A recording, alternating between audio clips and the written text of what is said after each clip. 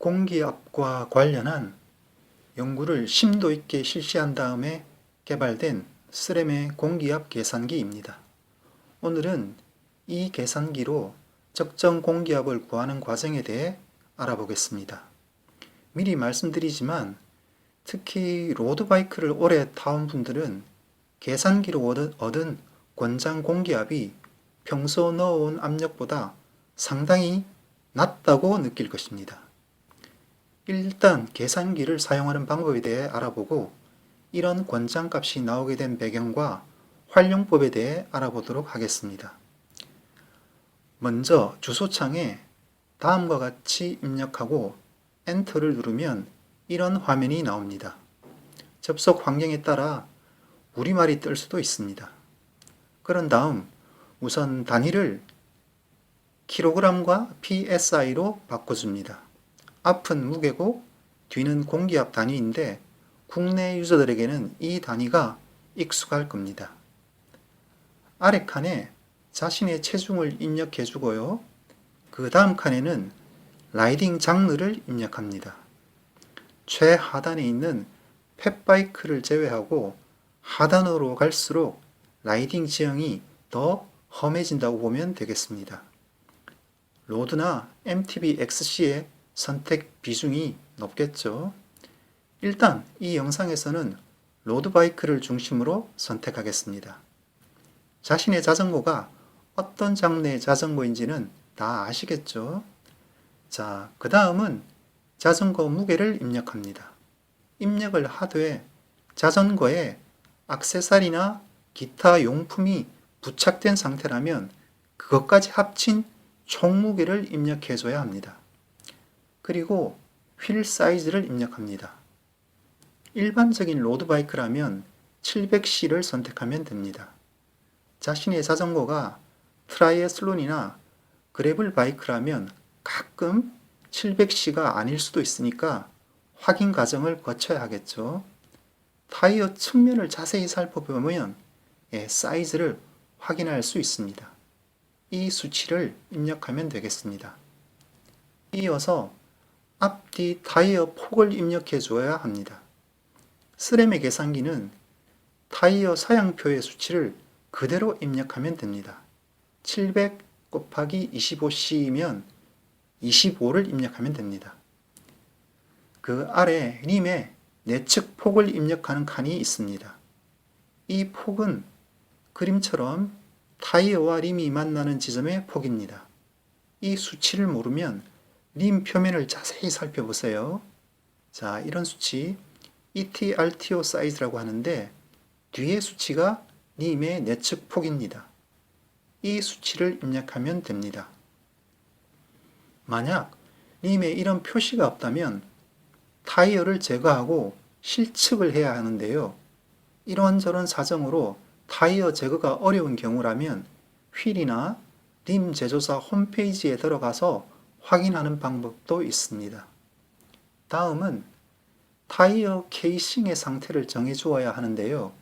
케이싱은 그림처럼 트레드 아래 타이어의 형태를 잡고 있는 물질을 말합니다.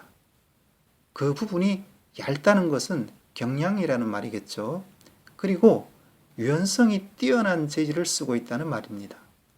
자신의 타이어가 고가이고 경량이고 또 이렇게 잘 부드럽다면 케이싱 선택을 얇은을 선택하고 타이어 제조사에서 특별한 언급이 없고 일반적인 경우라면 표준을 선택하면 되겠고요.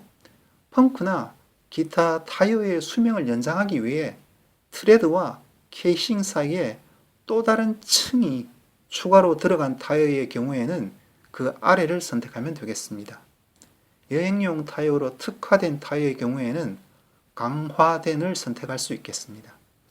제일 마지막은 다운힐용 타이어에 해당하는 선택 항목이니까 이 영상을 보고 있는 분들은 대부분 해당 사항이 아니겠죠.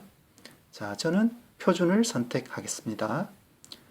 자, 그리고 타이어 형태를 선택해 줍니다.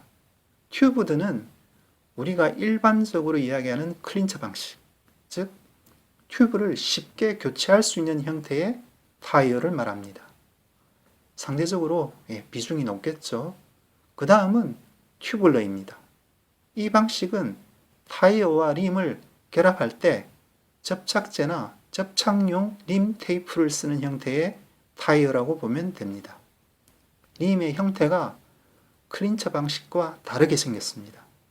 튜블러 같은 경우는 타이어 비드가 걸리는 부분이 없죠.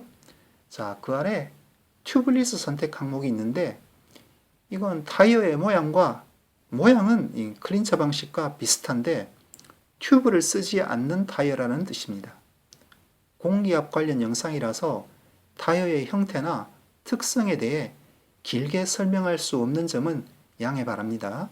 그런데 튜블리스 타이어를 사용하는 림은 림 끝의 모양에 따라 후크드와 후크리스로 나뉩니다.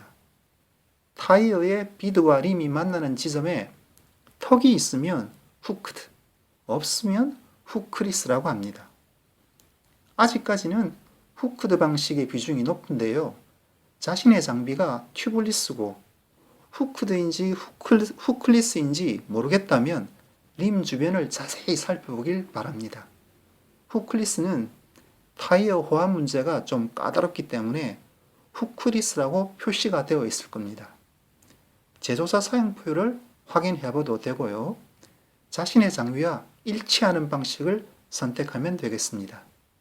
지금 쓰는 자전거는 튜브를 쓰니까 저는 튜브들을 선택하겠습니다.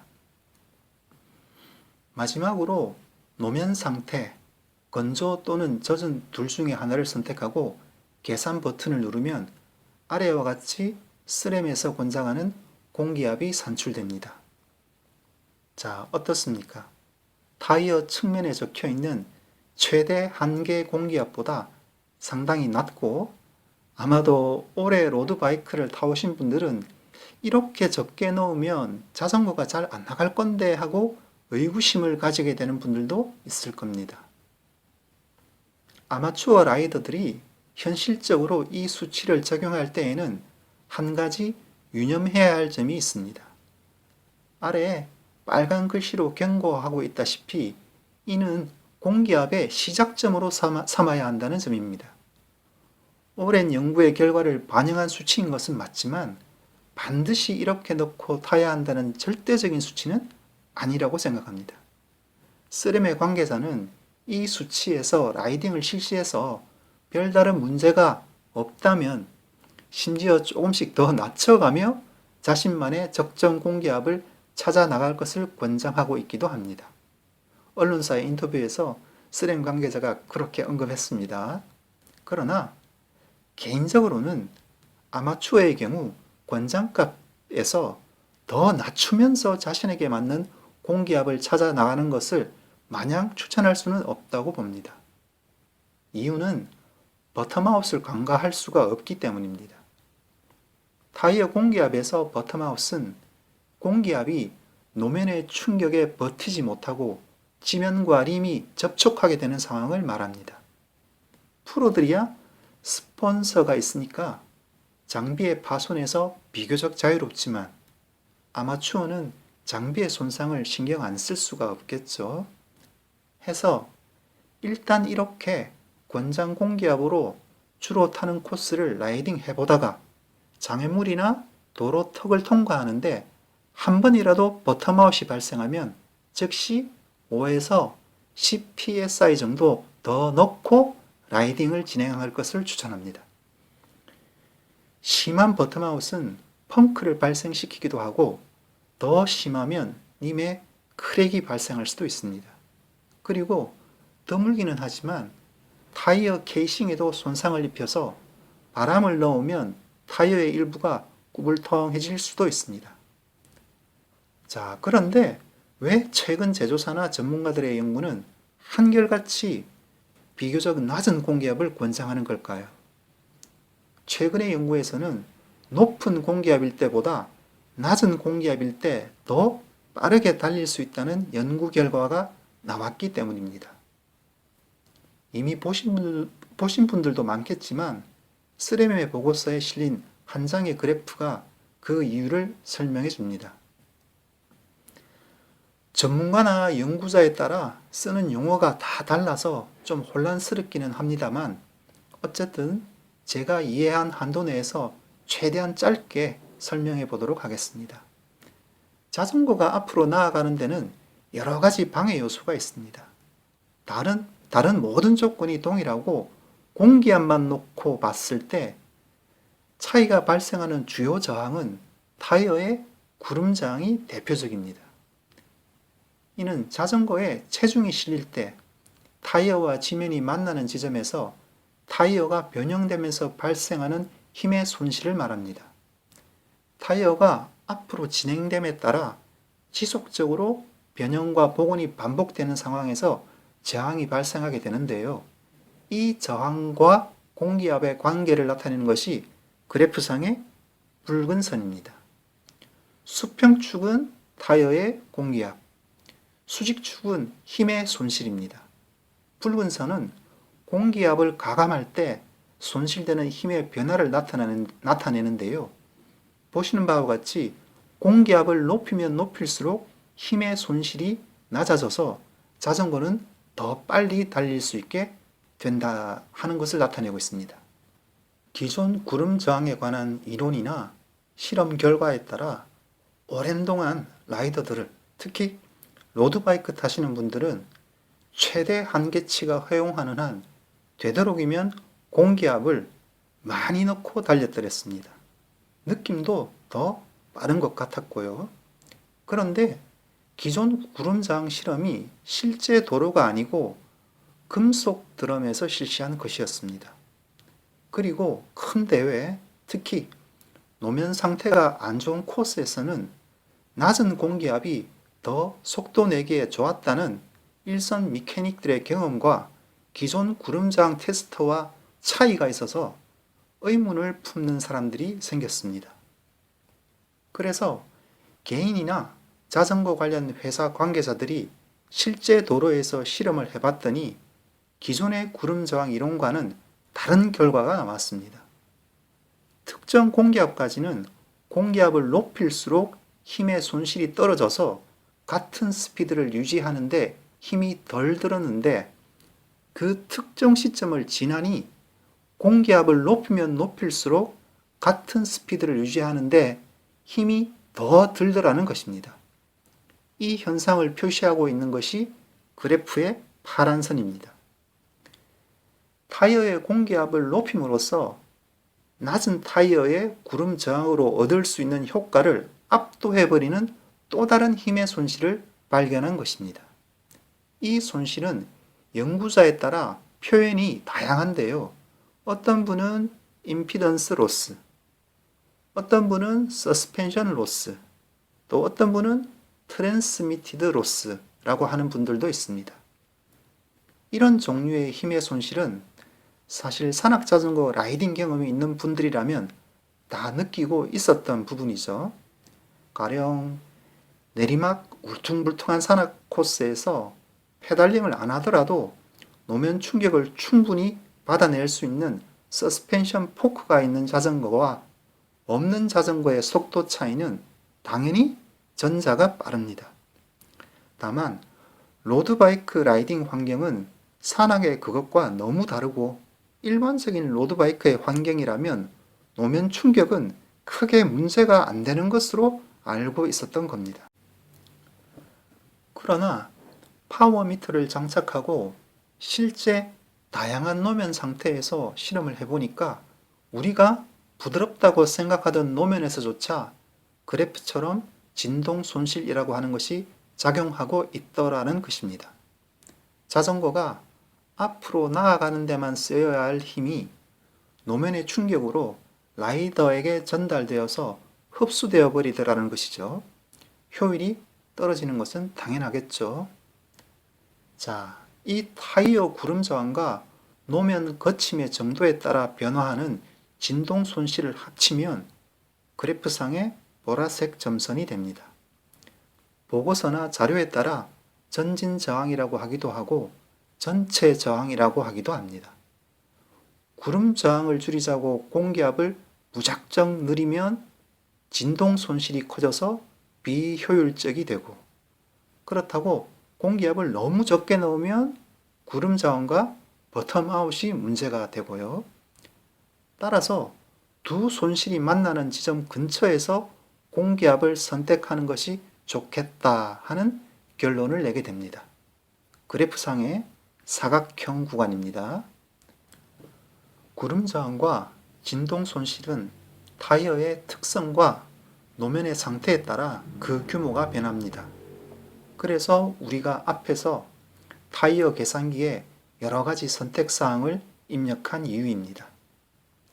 자, 낮은 공기압을 추천하는 이유에 대해 이해가 조금 되셨나요?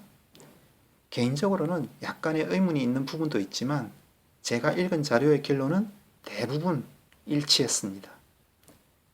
영상을 마무리하면서 다시 한번 사족을 붙이겠습니다.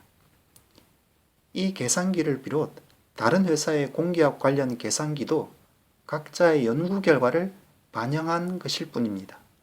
특정 타이어 방식의 특정 수치를 지키지 않으면 내 자전거가 반드시 느리다고 할 수는 없습니다. 올해 투르 드 프랑스 2구간 우승자는 클린처 방식 타이어를 장착한 자전거로 달렸는데요.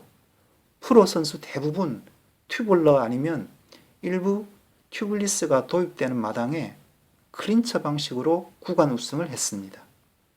대회 뉴스 중에서 가장 놀랐던 부분입니다. 장비나 그에 대한 세팅은 노면 상태와 라이더의 이런저런 사정에 따라 최적화되는 것이 가장 중요합니다. 아무리 특정 타이어 방식, 특정 공기압이 좋다고 하더라도 자신이 타는 코스에 맞지 않다거나 정비 관련 문제점이 부담이 된다거나 그리고 안전에 불안감을 느낀다면 충분히 다른 방식으로 교체하거나 공기압도 가감할 수 있다고 봅니다. 아무리 좋다고 해도 나에게 안 맞는다면 남들을 따라갈 필요는 없겠죠. 그런 최적화 과정도 자전거를 타는 사람만이 누릴 수 있는 즐거움 중에 하나가 아닐까 생각합니다. 공기압 계산기로 권장 공기압을 산출해서 자신의 장비에 적용을 해보시고 변화를 느껴보시길 바랍니다.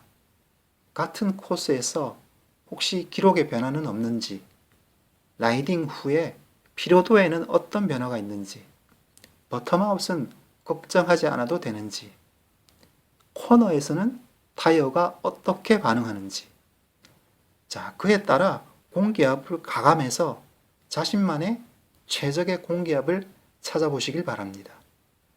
한 가지 분명한 점은 어떤 계산기도 이전과 같은 높은 공기압은 추천하고 있지 않다는 것입니다. 안전하고 즐거운 자전거 생활 이어가시길 바랍니다.